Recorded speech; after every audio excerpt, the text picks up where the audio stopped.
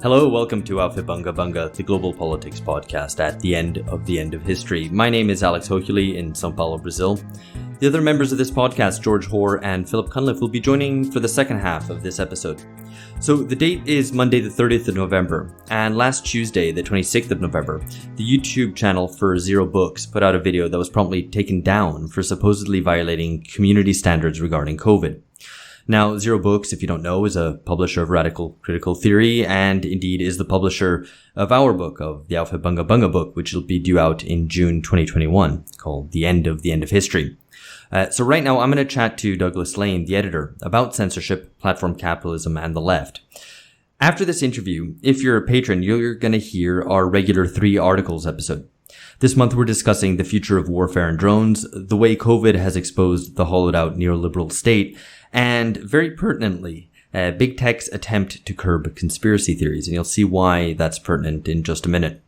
Now, to get access to that, you need to sign up at patreon.com/bungacast. On there, we put out around 2 original episodes a month, which include bonus content, occasional appearances from our regular guests, and our reply to listener comments and criticisms. We also have a regular reading club, which is accessible if you're a $10 patron. This month, we'll be discussing Christopher Lash's The Culture of Narcissism, also very appropriately, and maybe you'll see why that is appropriate in just a second. Anyway, we'd be delighted to have you. Now, let me welcome Douglas Lain. Hi, Doug. It's great to speak to you once again. Welcome. Yeah, it was great to talk to you for our channel just the other day, and I'm glad to be on the Alpha Bunga Bunga podcast. Yeah, great to kind of repay the exchange of views.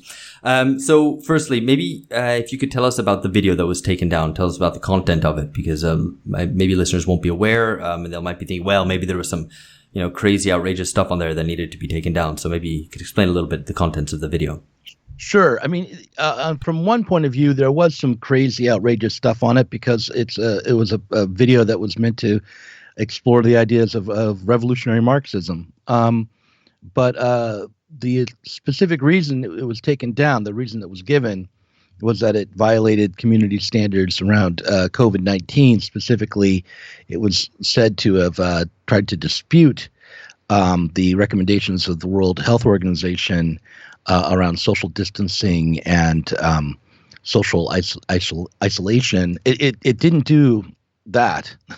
It was not disputing the World Health Organization to start with. It was a part of a series of videos.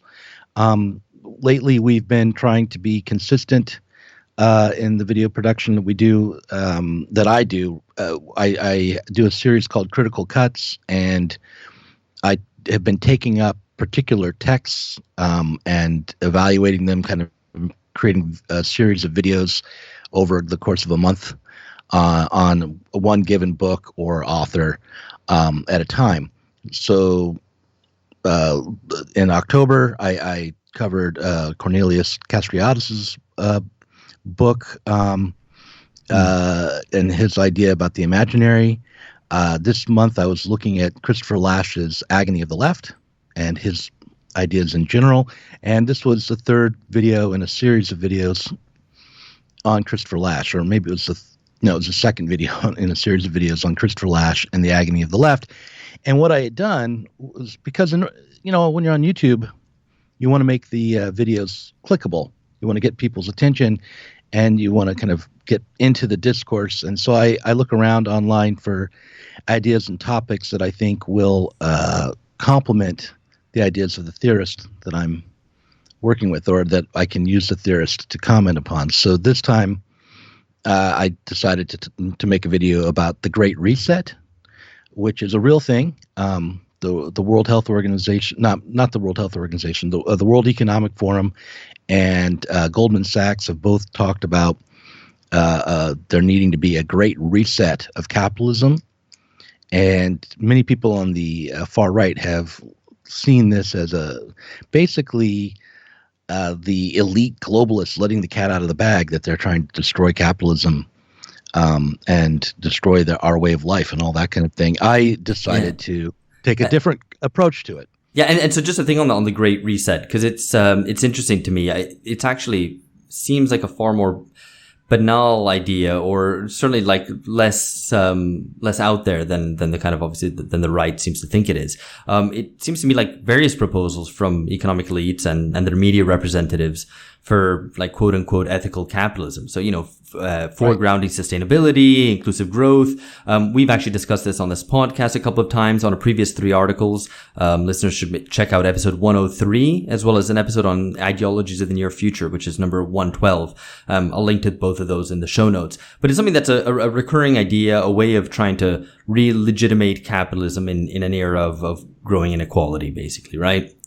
Right. I mean, what the bankers, like the people at Goldman Sachs or the people at the World Economic Forum try to do is they take on kind of left-sounding language to package pretty milquetoast reformist ideas that will address real concerns that are arising in society. So we really do have a problem with climate change. There's a need, I think, to fundamentally change the basis for production if we're going to address that in any significant way. But the people in the more towards the center, people who aren't revolutionary Marxists, will come along and use revolutionary language to describe pretty tame policy proposals.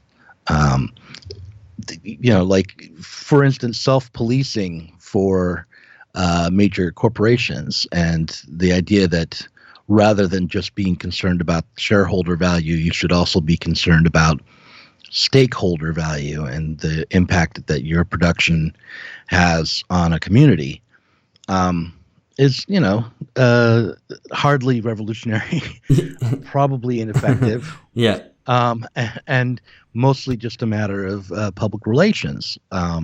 But when you package that together with some buzzwords about diversity and hinting at something like reparations, but not really meaning it, and you throw in carbon taxes and the need for a vaccine and an investment in medicine and that kind of thing, it's easy for people on the far right to pick that all up, use the fact that you've maybe packaged this in radical sounding language to create a conspiracy theory around.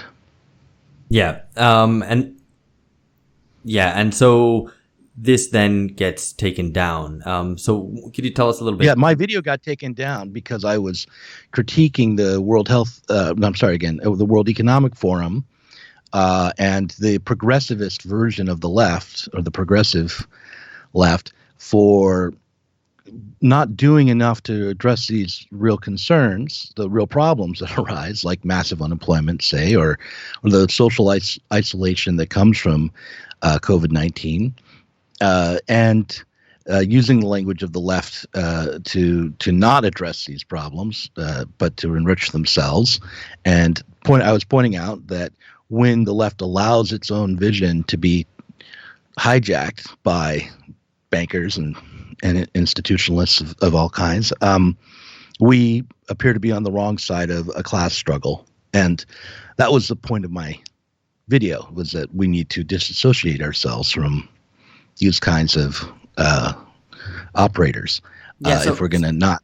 Go ahead. Yeah, so how does this thing fall foul of whatever its community guidelines on COVID are? Does it think that you're denying? You have any idea? They haven't said. So you gain no clarity. You gain no clarity from Google, YouTube on this whatsoever.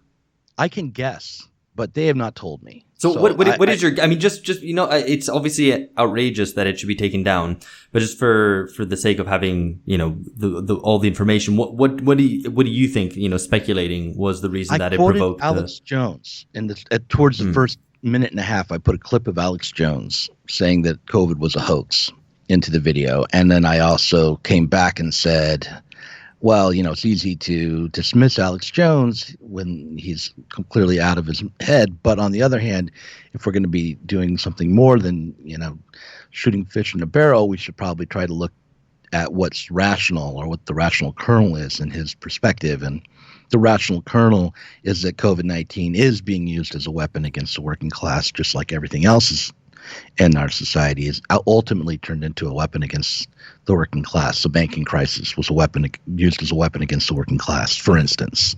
So, go ahead. Yeah, so I mean, what is clear from this is that, the algorithm at any rate can't distinguish between a rational radical critique and a fantastical conspiracy theory. Right. Which, we probably shouldn't expect algorithms to do that at this stage. Not yet. Anyway. No. So that's but it gets to make the decision. The algorithm is making the decision about whether or not my video stays on the channel and whether or not my channel sticks around. Right? There's not a human being who's in charge of deciding whether our channel, really Zero Books channel, gets to continue to produce content and the people encounter. This is something that's being decided by robots or software that doesn't function very well, and which you can't appeal to, and which you can't really appeal on either, because it seems that there's not really enough humans behind it to kind of evaluate each case. And so now you're left in a situation where you've got this video which has been flagged, you've got a warning. And so if you had any future cases like this where an algorithm incorrectly takes down a video, your whole channel might get taken down. And that exercises what is in effect a really chilling effect on free speech. Right. It really makes it difficult to know what I can talk about without setting off the algorithm. I mean, it would. I mean, I don't really know what I can say safely, and in fact, I don't think that there is a path that is safe going forward where I could just return to a kind of pablum, because I don't know what will set off the algorithm at all. But I do know that in this case, what I think of as a important kind of critique, backed by the writings of Christopher Lasch, has been taken down and suppressed in the name of fighting right-wing conspiracies. And I also would point out that the community standard itself isn't justifiable, that I should have the right to go onto YouTube and dispute the findings and the recommendations of the World Health Organization. That shouldn't be blocked. Absolutely. That shouldn't be automatically against community standards. No, that's right. We need to have, in my opinion. Absolutely. We need to have open contestation of all ideas, even ones where we think, that the science is pretty much settled and that COVID is a bad thing. Right. And the clamping down on it only encourages the conspiracy theorists to think that there is some shadowy network wanting to clamp down discussion of it. So it's really counterproductive even on its own terms. And yet we're in a situation where, I think one thing I should highlight is that you've written a blog discussing these issues. We'll link to it in the show notes, where you conclude by noting that, especially for the left, when we're on social media, when we're on Twitter, YouTube, Instagram, whatever, we're on enemy territory.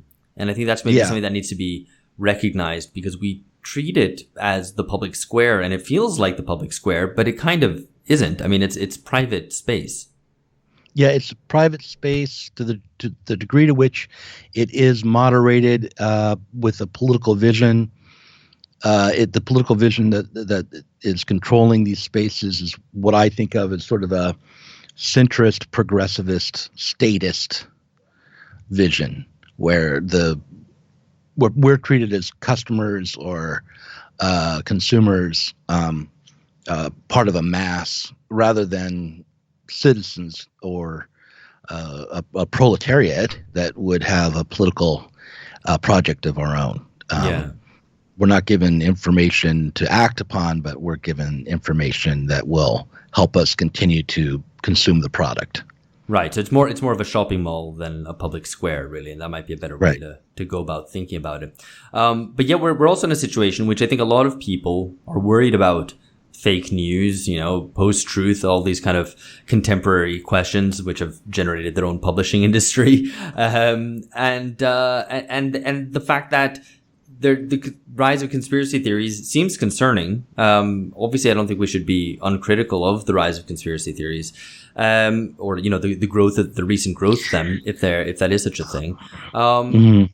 But we're in a situation where the default solution to that is to empower big tech to clamp down on conspiracy theories. And I think the case of your video shows very clearly why we shouldn't do that. Yeah, I agree. And I also would point out that while it may seem as though conspiracy theories are more popular today than they have been in the past, I'm not so sure that that's really the case. I mean, 20 years ago, there were 9/11 conspiracy theories that were often enough promulgated by people on the left. There was a Kennedy assassination. I don't know how many people believe that we never went to the moon.